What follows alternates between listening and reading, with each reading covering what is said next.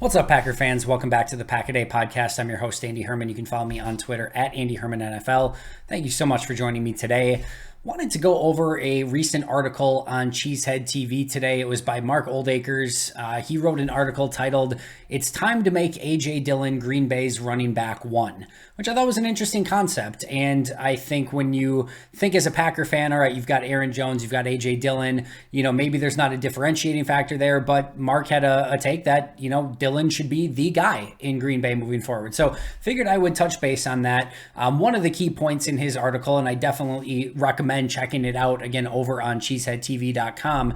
He pointed to one of Nate Tice's statistics that pointed that Dillon ranked third out of 49 running backs with at least 100 carries in percentage of first and second down runs that went for 5 or more yards. Now, clearly, this was not his only argument in the article, and I think there's a variety of reasons why you may lean towards either Dillon or Jones to potentially be running back 1 in Green Bay. But today, my topic and what I'm going to be looking at in more detail is, should AJ Dillon be running back 1 in Green Bay? So first of all, let's look at some of the scores and the grades and those sort of things from a season ago. So per Pro Football Focus, if you like to trust their numbers, AJ Dillon was running back 3 in all of football a season ago with an 86.2 grade. Meanwhile, Aaron Jones was running back 5 in all of football a season ago with an 82.0 grade. Either way, let's just state facts here. This is a very good problem to have, whether you want to go with AJ Dillon, whether you want to go with Aaron Jones, and whoever you want to be running back 1 or running back 2 or anything in between. This is a fantastic problem to have if you're Green Bay.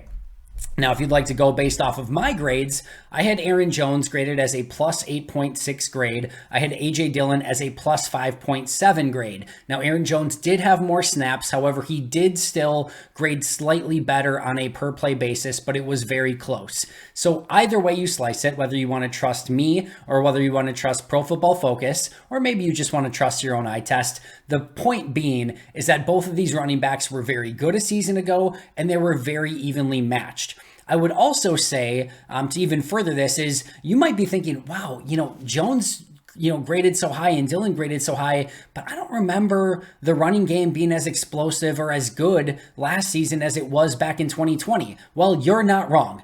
But the big thing here, and as I was grading it, and as you know, I grade every player on every play for the last, 6 seasons now. I didn't see a change in Dillon or Jones in how they ran the football, even though the explosive runs were down, and even though they weren't making those big plays as often. To me, it was a blocking issue. There were plays that there was just nothing developed, and Jones and Dillon had to get yards on their own, and more often than not, they found a way to do so. It just was really tough to get those big explosive runs going because there were a lot of defenders to try to make miss in those scenarios, which no running back was going to have a ton of success with. So again, both PFF and I had very high grades on both Jones and Dillon. PFF slightly higher grade for Dillon, me slightly higher grade for Jones, but basically they're a horse apiece. Now, you could look at, age difference, right?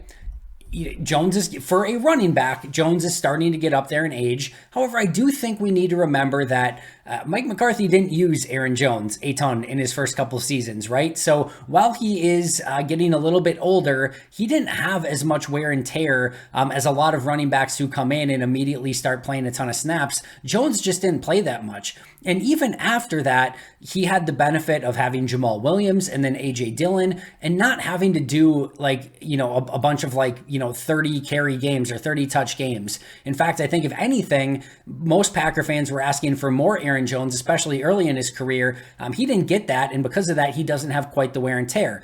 That said, AJ Dillon has even less, right? Because he's been splitting carries and behind Aaron Jones, or even Aaron Jones and Jamal Williams 2 seasons before that. So he has very little wear and tear on him for the last couple seasons. He's younger in age, and he does, probably have a little bit more, legs under him and juice in his body just because he hasn't had that many snaps in the NFL in comparison to Aaron Jones. So you could make an argument that maybe it's time to let, AJ Dillon do the heavy lifting and let Aaron Jones be more of that change of pace running back.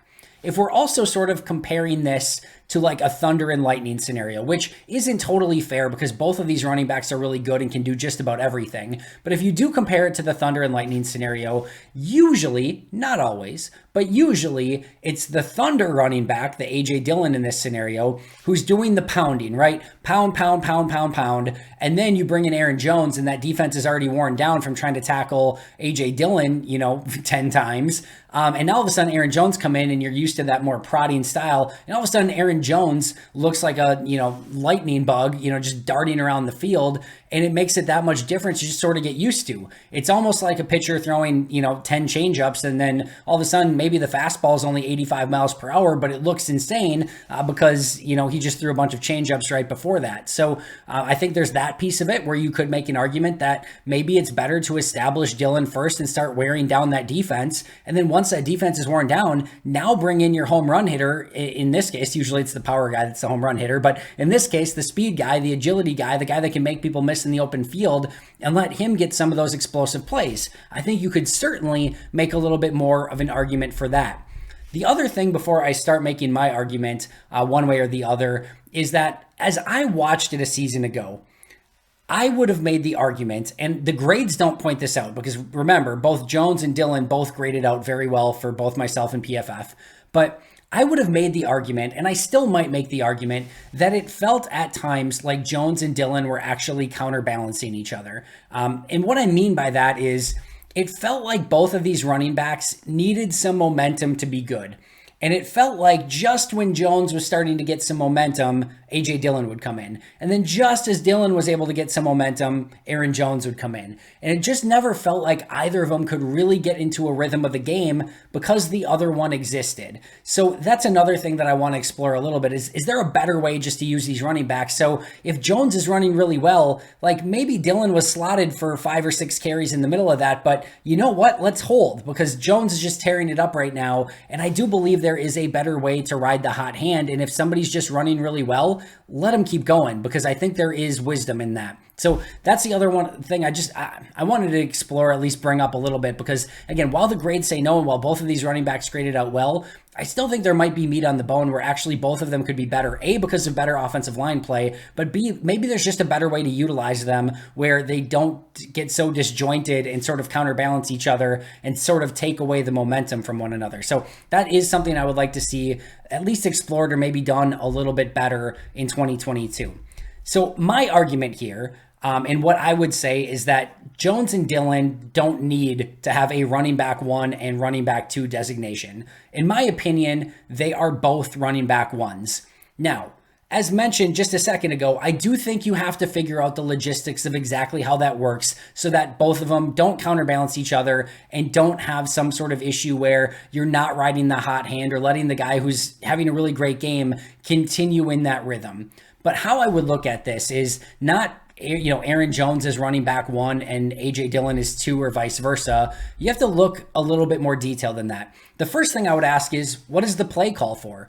While I think Aaron Jones, and it should be stated that Aaron Jones and AJ Dillon are both very good overall running backs. This is not a thunder and lightning scenario where AJ Dillon comes in and you can pretty much earmark a run up the middle. And then Aaron Jones comes in and you can pretty much earmark a run to the outside or a pass, more likely pass play, right? Both of them can do everything. Both of them can run inside. Both of them can run outside. Both of them can catch the ball out of the backfield. But I do think there's things that each of them do better, right? I think clearly AJ Dillon is a better power runner. Aaron Jones is more of your speed, agile, make somebody miss in the open field runner. I think both of them have good hands. In fact, I would actually say that Dillon has better hands than Jones, but I would say that if it's a check down or screen scenario, that is a better scenario for Aaron Jones. If you need the running back to actually run a route down the field, I think that is better for Aaron Jones. So there are different things that they just do better than the other one. So what is it that specific play calls for?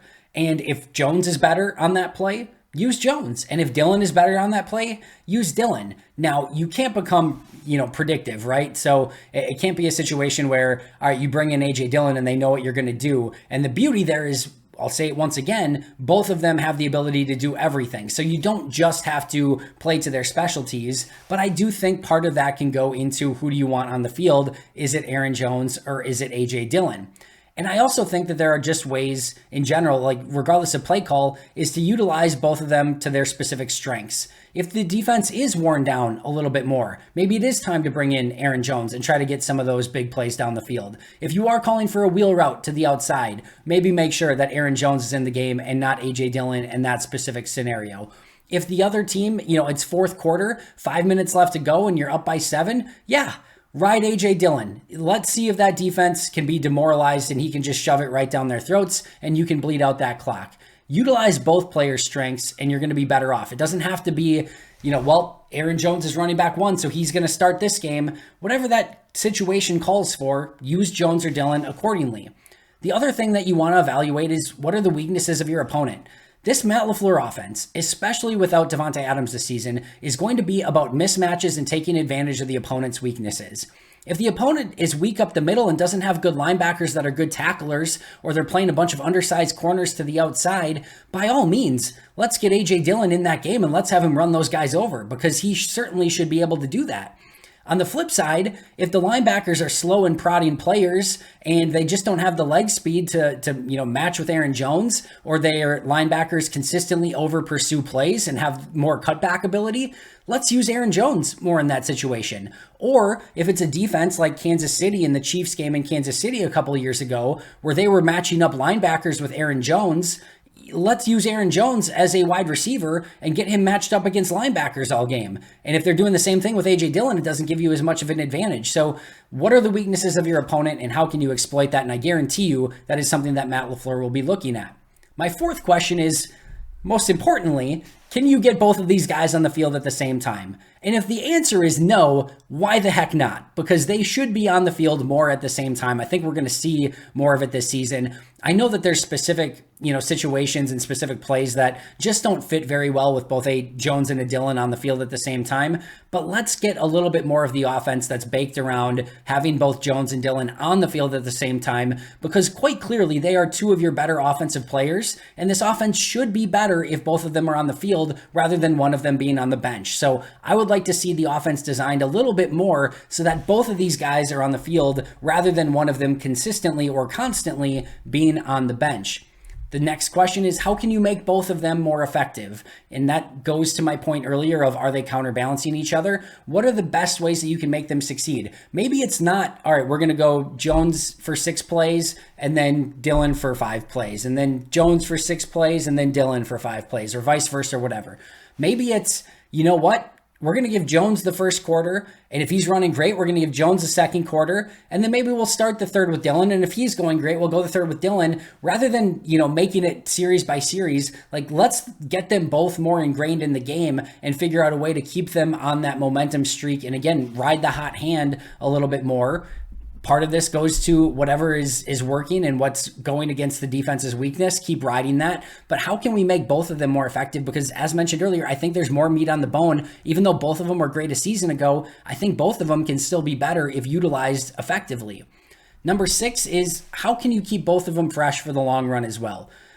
Also, it doesn't matter who's running back 1 and running back 2. I want Jones and Dillon both to be really healthy and really good to go come week 1 of the playoffs, so that both of them can be utilized to however you want to use them. If they're both banged up, or you rode Aaron Jones into the ground during the season, yeah, it's great that you still have AJ Dillon, but guess what? I'd really prefer that Aaron Jones was still healthy and good to go. So you have to be cognizant of that as well.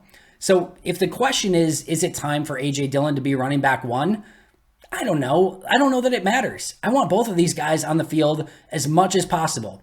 If I had to choose between the two, I would say that ultimately I want playmakers on the field, and I think that Aaron Jones has proven to be a better overall playmaker than AJ Dillon, and with no Davante Adams, I think this team needs as many playmakers on the field as possible. So I would like to see a lot of Aaron Jones on the field, but as mentioned, I would love to see both of these guys on the field more in some capacity.